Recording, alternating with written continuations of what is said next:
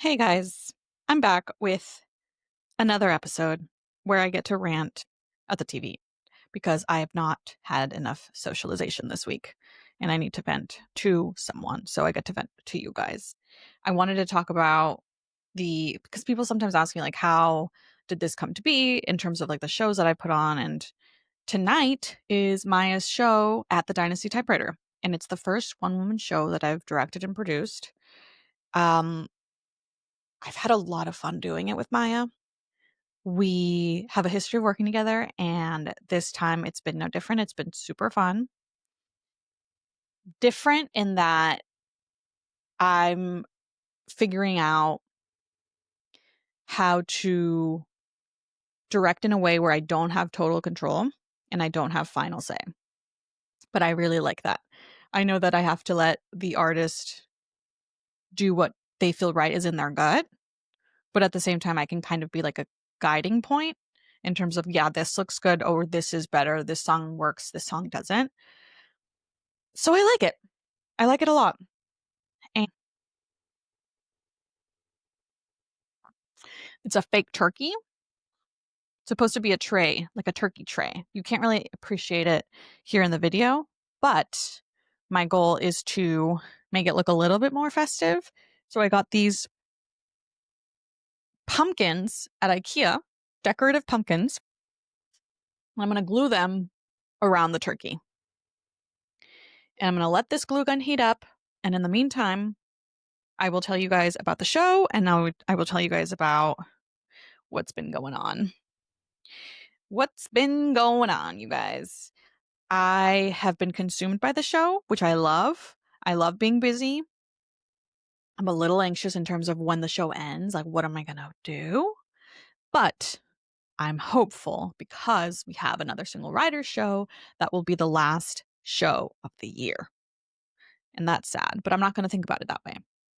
I'm just going to think about it as this really cool opportunity that we have to co-produce a show with the dating app called Field, and hopefully bring a lot more eyeballs to single riders. It'd be cool to really, like, one day fill out the Dynasty Typewriter. I know there's a lot of shows that do and are able to do that during the weekdays. Um, and our show will be November 7th at the Dynasty Typewriter. It's a later show, a 10:30 show, but we will be having a pre-show party, and that's something to look forward to because Field is organizing it. I'm excited to see what they can put together, and I'm very grateful that they're trusting me and my friend Sierra. We're co-producing the show. I think they're excited to see what we can come up with. And I love working with Sierra because she pushes me to A, make the show better, and B, try new things. And I love people who can challenge me. So it's going to be a great collaboration. And we have our guest lined up, our special guest lined up. We still need to get a stand up lined up. Um, but yeah, it's slowly going to all come together. I have now kind of locked in the writers that I like to work with, the way I like to produce the show, the way I like to direct the sketches. Two big learning experiences that are still kind of processing in my head, and I'm trying to figure out the learning lesson to take from it. It's been two instances that have hurt my feelings where writers and actors that I admire um, have expressed their feelings about A, how I do things, and B, the content of the show. And it's part of the process. I think that you're never going to make something that makes everybody happy. Some people will find sketches funny, some people will not. Some people like this kind of humor, and some people like a different kind of humor. And, you know, growing pains, I guess that's what it is. Uh, I try to always remember that people should be having fun. And like I said in this last video that I made, if I'm not having fun, then I'm not going to do it. So I'm not going to work with those kinds of people that are kind of bringing me down. Maybe not on purpose, but that's definitely what happened. And so I think this next show, I'm going to try to move with a lot of intentionality. and intention. Intentionality and intention is the same thing, but sometimes you can do things unintentionally. You can hurt people's feelings unintentionally when it's all just pointless. Like, it's all just pointless. None of it matters. So we have to remember, we're not curing cancer. We're not saving the world. We're just trying to make people laugh. And I'm just trying to do something that I feel passionate about with people that I like to work with. So when I do figure out what that learning lesson is, I will report back. Maybe, not maybe. This is definitely the start of me getting my feelings hurt for many years to come. I think that this industry is brutal. People have opinions. People are very opinionated.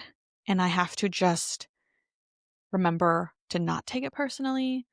If I were to take it personally, then I wouldn't be able to have a career doing all of this because I would be torn up crying. I'd be victimizing myself, and I'm not a victim. And yeah, I think I've said enough about that. I am now going to play with these pumpkins and play with the hot glue gun. Maybe this will be ASMR. I love ASMR. For a moment, I was trying to become one of those AI creators that does the fruit slicing videos. I was like, oh, if I could make those videos and do ASMR on stuff that I would find satisfying to listen to, I could then publish those and people would just flock because ASMR is a thing. People love it. And of course, this pretty little bow tie that looked so easy to untie is actually very difficult. All right, gonna have to go get the scissors, but I did not want to have to stand up. I went to IKEA the other day. Okay, so there's this designer called Gustav Westman. A lot of people have been following him. He kind of just blew up. He is doing a collab with IKEA, and there's this chunky lamp that I want for my table. So I've been going to IKEA and seeing if any of the stores have the collection, but I'm early. It hasn't come to the stores yet. So every time that I've been going to IKEA, I walk away with something, of course. And the other day I got this cool lamp. This lamp was only $3.99. Used to be $12.99, and you guys know I love a deal. So I know it kind of looks like a menorah, right? That's what they're called. But I'm not Jewish. I just really like the aesthetic. It's very sleek. It looks very cute in the dark. Pretty happy with it. This is my iced coffee.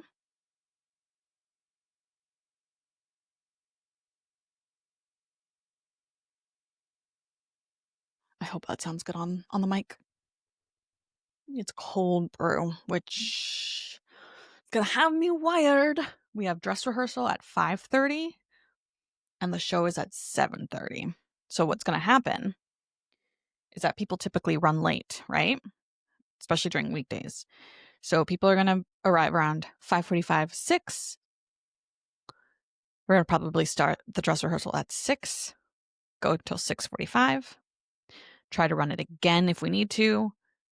The bits and pieces that need more work, we'll run that again, probably the sketch. And then the show will begin around 7:30, 7:45. We've sold about 113 tickets.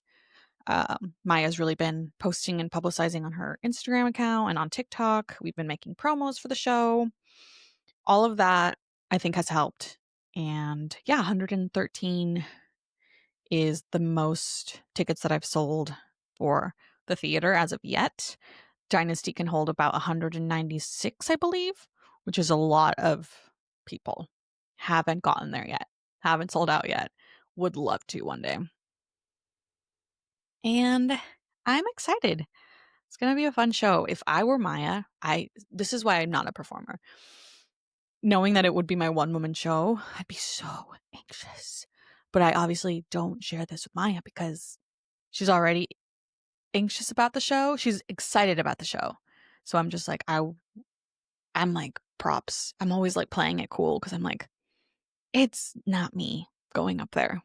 So I'm not nervous, but she's so sweet. She'll check in with me like, how are you feeling? And I'm like, girl, I'm chilling. I'm chilling. It doesn't feel like work, you know? None of these shows feel like work.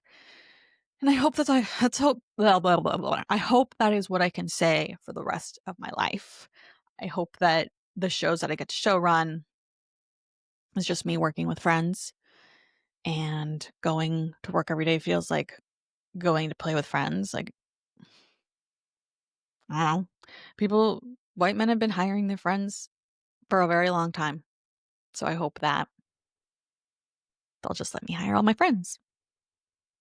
I'm looking at this pimple patch that I have right here. Of course, I got the biggest pimple. I know exactly what causes it. It's my lip liner. Sometimes the lip liner can clog my pores and it'll make me break out.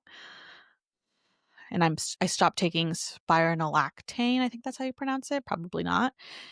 And that is something that I have to take because if not, I get hormonal acne and it's horrible. So I take one of those every day, or I used to, but my subscription ran out. And also the website that I used to get the meds on shut down, and it was bought by hers. And in order to get more pills, I need to present like my subscription or my prescription. And that's not been as easy as it should be. So I hit pause on that. I was like, I'm not going to get any pimples. I'm over that. No, immediately got more pimples. But it's fine. Okay, I've been chatting for way too long. Let's do this hot glue mess. Oh, okay. And there's this uh song that Maya performs with ooh, Kermit the Frog. And I was planning on making a headset for Kermit, but I genuinely don't know if I have the right materials to make him a headset. Ideally, I would have like a paper straw that I could hot glue to like a little cotton ball and we could kind of glue it to his face. I don't have cotton balls and I don't have paper straws or plastic straws. So TBD on that. Let's see. I'm going to put this here, block the camera a little bit, and just see how this could look. Yes, yes, yes. This is perfect. I love this hot glue gun. It's so fun to hot glue shit. Okay, there we go. And then I just hold it. Hold it, hold it, hold it.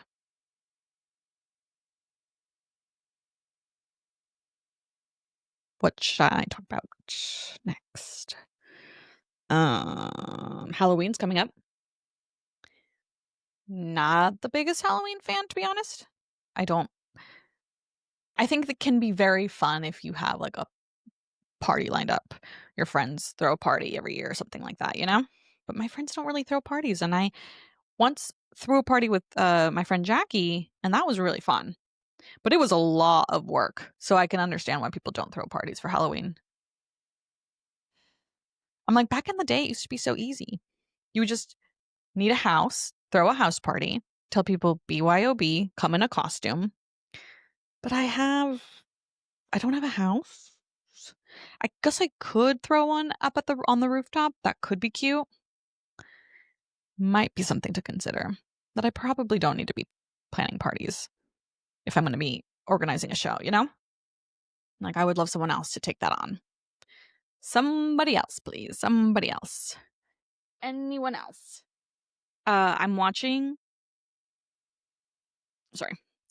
the Kristen Wiig Good Hang episode. So Good Hang is the Amy Poehler podcast, and I am a huge Kristen Wiig fan. She's so funny. I love all of the characters that she brought to SNL. How cute is this? And as I'm listening to the podcast, I'm like, oh my god, I have a lot in common with Kristen. She, I don't know. She's just said a bunch of things on the pod that I'm just like, oh, cool. Okay, I could see myself doing that. Or I also lose track of what I'm saying when I'm telling stories. She's like, I am not. She's like, I hate telling stories. Halfway through, I forget what the story's about, and I realize people are staring at me, and I'm like, yep, that is me. That is me. This is so easy. Just gluing it down. Watch the pumpkins fall. They better not fall. They better not fall. I do need, so there's 2 props for this dance routine, and it's the turkey on a platter, and then there's a Christmas present. The Christmas present I was able to wrap very nicely with the cutest wrapping paper, thanks to my friend Jackie. Shout out to Jackie. But I didn't have a bow, so I might see if Sierra can bring a bow to the theater and I can just glue it last minute so that it is clear that it's a Christmas present. I'm hoping it reads as a Christmas present. Yeah. I think I've said on a podcast episode that producing is not my favorite, and it really is not. I would much rather be working with actors directing than getting like the last minute pieces together for anything, all the logistics. I'm like, don't need to do that. I think I'm good at it because I was an assistant for a very long time for a very, very particular and nitpicky boss, a bit of a perfectionist. So in working for her, I just became a little bit more regimented in that way. And it has not all been good because I like things how I like them. And I'm a bit of a control freak. And sometimes I don't thrive in the producer role. I don't like telling people, I don't know. I love telling people what to do. I was about to say that. I'm like, I do love telling people what to do. But in the producing role, I feel like sometimes I can just get bogged down by the details where I'd much rather be focused on the story and the actors and their performances and helping better the sketch or the show or the play, I don't want to be I don't want to be hot gluing pumpkins. Like, I don't mind for this because it was my idea to do this and like it's cute and fun, but yeah. This is why you hire production designers, like prop masters, and they are so good at what they do, and that's why there are departments for all of these things. There should be someone in charge of props, someone in charge of costume, someone in charge of wardrobe and hair, you know? But anyway, I guess I can talk about how the show has come together. Let me see. A lot of it was Maya's doing. I was wrapping up one of the single writers shows and Maya approached me about a one-woman show. And I said, immediately, yes. Of course I would want to help you out with that. I've never done one, but like I have producing experience with the theater and with shows. So we started working together and she brought me what she had envisioned, which was segments of the show. There wasn't like a through line yet. So we definitely had to write that through line and weave it into the show. But she brought me all the pieces and she brought me how she wanted it to end. She wanted it to end with the scene of her tias fat shaming her and having it be this like comeback moment slash self-acceptance moment, which is kind of reflective of her life right now. And she's been on this emotional journey since this happened to her in April.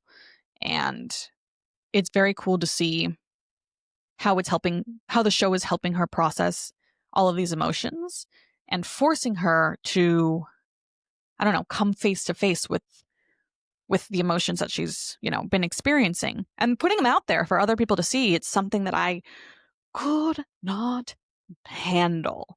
Family things can just weigh on you. And it's been weighing on Maya, but Maya's been great in turning the pain into art. And so, yeah, we started rehearsing, we started casting all at the same time. I think we were able to put the show together within 30 days, like within a month. I think that was the timeline. And the sketch we worked on a lot. I did have the single writers, so Chris, Martin, Alicia, and me. We worked on the sketch and brought it to Maya, and she liked it.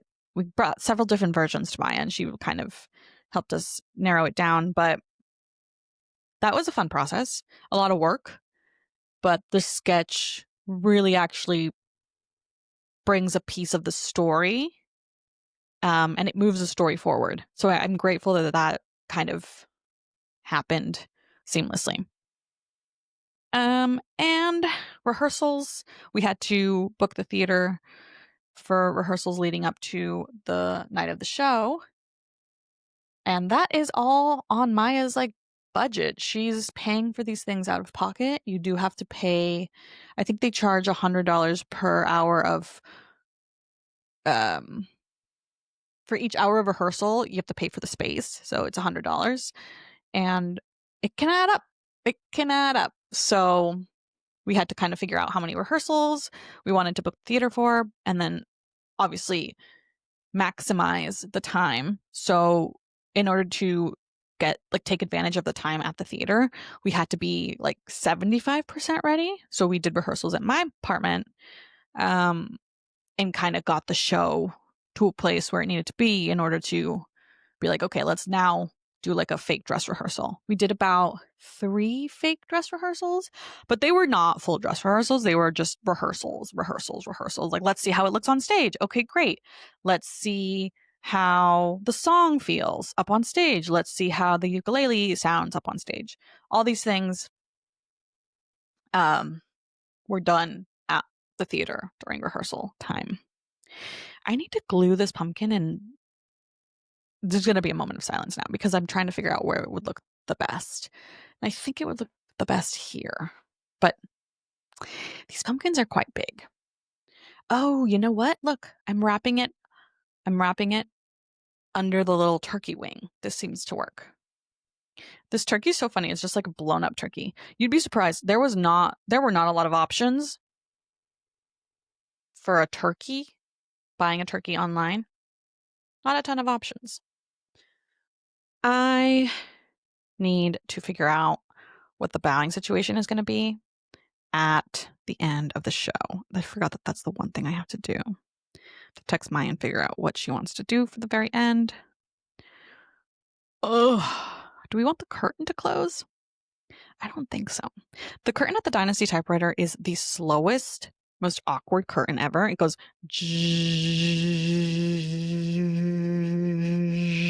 and it's a big stage. So of course it's like a long ass time. So there's no point of doing curtains closed like you normally would for at the end of the show and then opening them back up again. So what we'll do is we'll just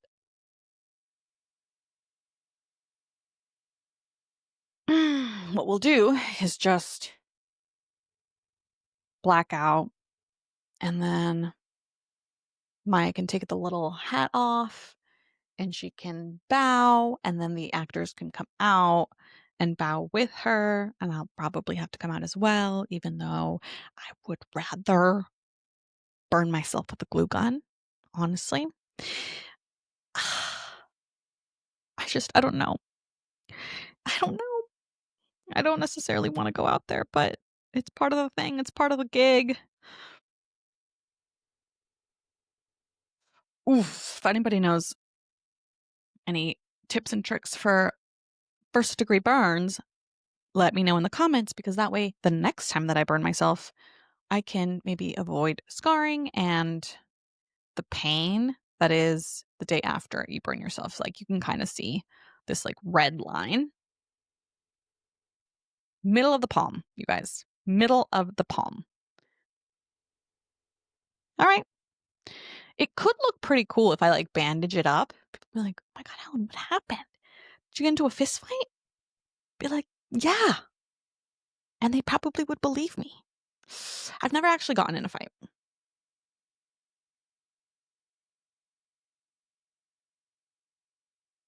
But I would punch someone. It wouldn't take much, to be honest. It would not take much. When I think celebrating my 21st birthday, I went out in Hollywood and we went to this bar and I was drinking from this punch bowl, which was mistake number 1 because I like to drink my liquids really fast. So I got hammered and did not realize how hammered I was. And then a friend invited A friend invited some guy from like an acting class, I think, and he was being really cocky and weird. And I did not like his energy. And I threw a glass of water in his face. It was so unwarranted, you guys. I feel so bad that I did that. But we were kind of like bickering, and tensions were rising. So, had people kind of clocked that, maybe I wouldn't have done it and they could have stopped me. But I take responsibility for my own actions. I did get him kicked out of the bar. I could have been arrested. I could have been arrested for that. But luckily, he did not press charges. He had no reason to. It was water. Okay? It was water. And before you judge me, you don't understand how annoying this man was being. So, time to finish this arts and crafts project. Let's see. We gotta put another pumpkin there, maybe. Wait. It's cute. Wow. Okay. Cute. Cute, cute, cute. Too cute, too cute. And as soon as I'm done gluing this pumpkin, you guys, that is where we're gonna wrap things up. Because I don't have too much more. Does it look weird? Does this look weird? Does this look weird to anybody? 2 pumpkins on the butt? I feel like that looks a little weird. So I'll probably just put it over here, this gap.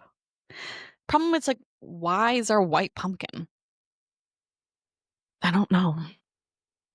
You know what? I'll just do this. I'll put it a little bit off to the side so it doesn't look bad. Oh, you know what I saw the other day?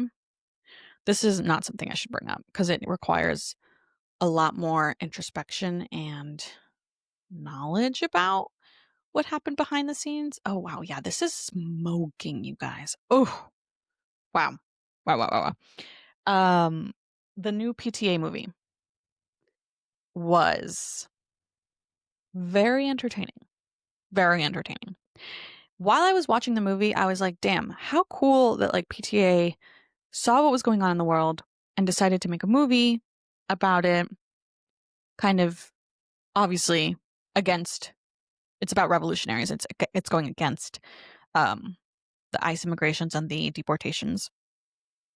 I was like, wow, so progressive and revolutionary of him. But then I was like, wait a second.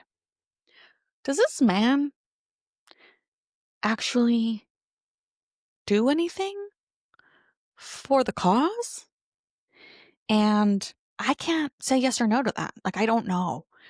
PTA could be the biggest secret activist and be like working behind the scenes to end these ICE deportations. We don't know. But all I know is that people have been criticizing the subject matter of the film because it's very white savory. And I have to agree. Leonardo DiCaprio is a white man. He was just really good in the movie. And I liked him in the movie. I think that it would have been better if it hadn't been as white savory as it was. He did fill out the cast with a black woman and with 2 black women and Benicio del Toro. He's Puerto Rican, I just found out. So the Latino presence was there. However, we weren't at the forefront of the film. We were kind of a plot device. And I don't know. If anyone knows, has PTA spoken about this during, the press junket of this film? The press tour of this film? I don't know. I'd be curious to see. I might look up some interviews because apparently he doesn't do a lot of interviews, and neither does Leonardo DiCaprio. But because it was such a high budget film, they're obviously trying to do really well at the box office, and I think they have. But in order to do that, they've had Leo do more press. I was listening to that on The Town. They were talking about how Leo never does stuff, and he's now like over here on TikTok. But it just goes to show how much work has to be done to publicize films, to publicize events. You really gotta sell it. And I mean, I'm pretty sure it did well. But yeah, that's all I have, you guys. I'm gonna go get some writing done because I've been procrastinating on it and I have a lot of writing to do. But yeah, I'll check back in probably next month. I think I'm gonna do once a month check-ins here because it's fun. And I'm gonna ice this hand because that was sad. This is IRL producing, baby. That's the title of this episode.